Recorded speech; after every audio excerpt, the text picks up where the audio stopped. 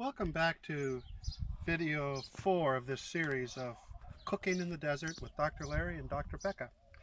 We're really excited because we have this apple wood smoking on the grill. You can see the smoke gently coming out of the lid. And now we're ready to set on the tuna, and we'll set it on. We won't show the entire cooking process, but the way it goes is we'll set the tuna on, we'll time it 1 minute per side, and we'll flip it twice to get a beautiful grill mark on each side, and we'll take it off and we'll see you in video 5 when we're eating our lovely dinner.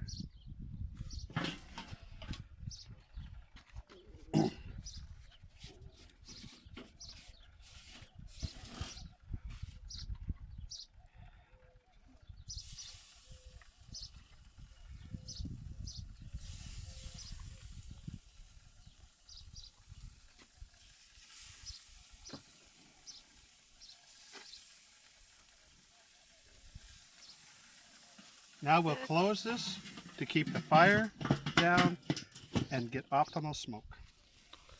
Thank you, Doctor.